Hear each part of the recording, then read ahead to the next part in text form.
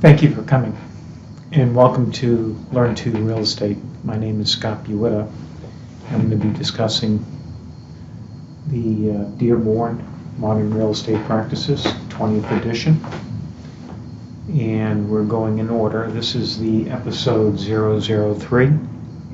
Okay. And what we're going to talk about today is economic characteristics, okay, which reflects value and adds to value. So key word is economic characteristic.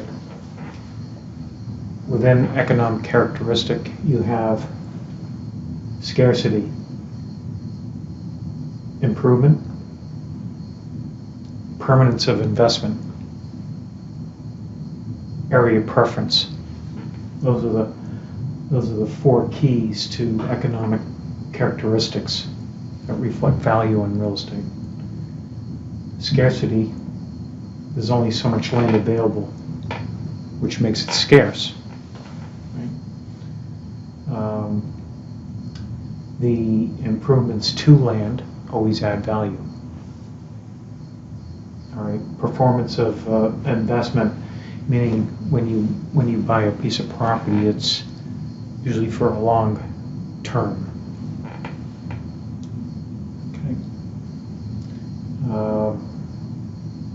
And also area preference, meaning location. You've heard the term location, location, location. Well, that's area preference. And these four items build up the economic characteristics of real estate. Okay? So the scarcer something is in a particular area,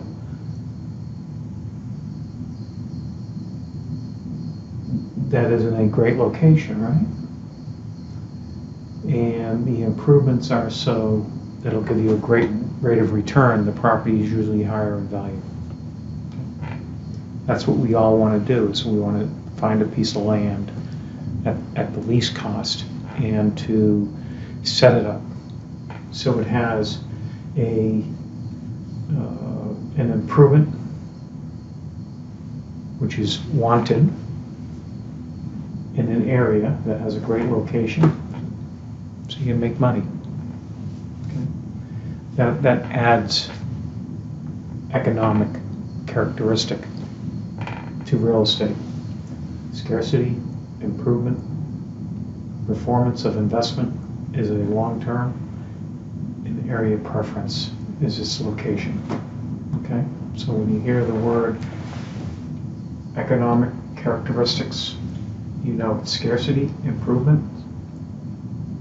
permanent of investment, area preference. Okay. Keyword I wanted to mention about is chattels. A lot of people wonder what the heck is chattels. Well, it's personal property. It's tangible. Okay. And I'm talking about this because I want to mention it's transferred by typically a bill of sale. Okay. Chattels are commonly an example of tables and chairs. Okay. And remember that chattels, personal property, tangibles, are transferred by bill of sale, and again are movable. Okay. Whereas real property, which is typically real estate, right, is transferred by deed. Okay. So similar to bill of sale, a deed is always written. You want to understand what is a deed. Okay. A deed is a tool in which conveys a title or interest in real estate. Okay, it's a tool to convey. It's a public entity or knowledge that shows there's a transfer going on here of real estate. And a deed is a tool to notify transfer. Title is the document of ownership. So there are two major items, a deed and a title. Those are the differences. Okay? Deed is a tool to notify transfer. Okay? Interest is a form of control. So you have, it conveys title, and it also controls the interest, which is a form of control in real estate. Okay. Okay, so we have two things there, a deed and a title. Another thing I wanted to talk about are the types of structures. There's manufacturing housing. Okay, manufacturing housing may be considered personal until it's attached to the land. Usually manufactured housing is built off the property and then brought in. Again, it's considered personal property until attached. Modular, or prefab as they call, are typically attached. Again, similar to manufactured housing, it's built off the property and then assembled and attached. Typically, it's not something that's manufactured and waiting to be attached, as modular or prefabs are usually brought in and attached right away. And then you have mobile structures, like mobile homes, or personal property. Also, the new thing out is tiny homes. Tiny homes are also typically on a movable trailer. Okay? Anything on a trailer is considered a personal property because it's not attached to the land. Okay. Other things I want to talk to you about is plants. So we have two categories of plants. We have a category of plants that's non-cultivated, such as trees, shrubs, grass. Okay, these are part of the real estate. These are fixed to the land.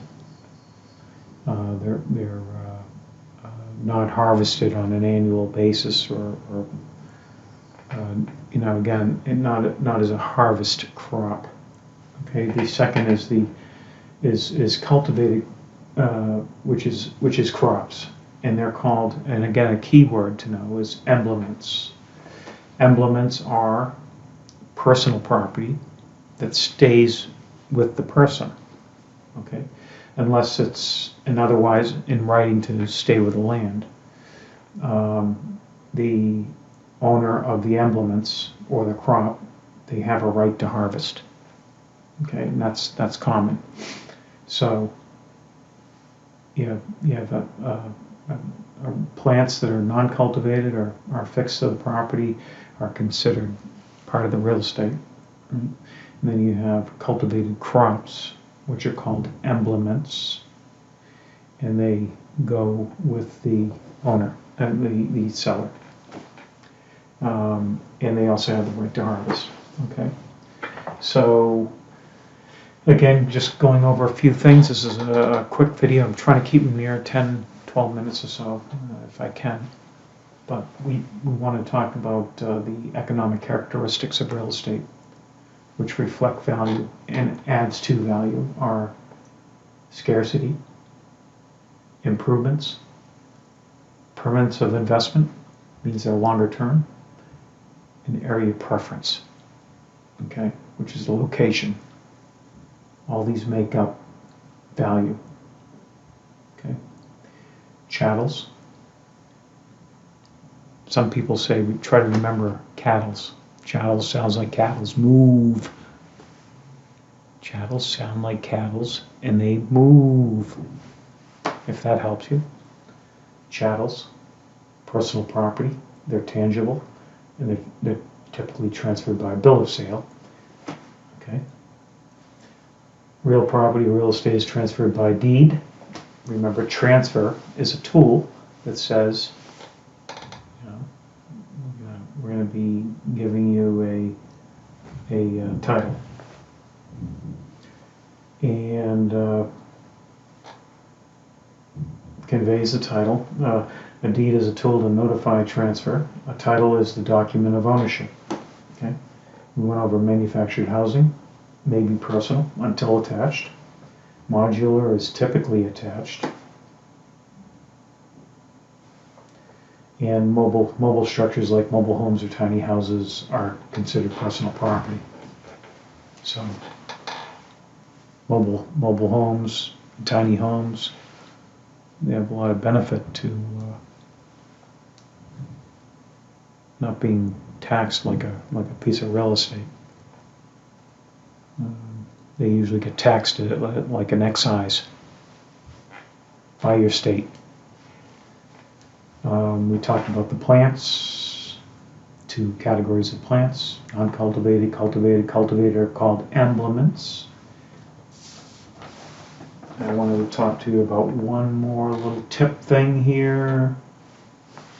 You guys can see this. This here was given to me by the Conway Financial Services Company about things that you either tell your clients or yourself if you're involved in a refinance or a finance. Most importantly, once you step into a negotiating factor to finance, you want to make sure that you maintain your job. Don't buy any cars or boats or any larger expenditures. Try to refrain from any extra charge card activity than your typical, because these things will send red flags. Try not to spend money. Just do your basics, because they want to see that you're secure and not loose. Let them know your debts. When you omit debts and they find out and ask you, that's red flags. So you don't want to do that.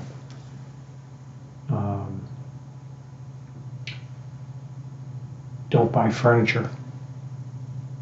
Again, this is one of those expenditures, appliances or anything else. Wait. Don't pull your credit. Be careful of playing around with your credit. Try not to make large deposits. Again, what you've given them is really what they want to see. They don't want to see any major fluctuation. And don't move around in banks. Again, you want to be solid. And refrain from co-signing or giving credit to others during this period of applying for a mortgage.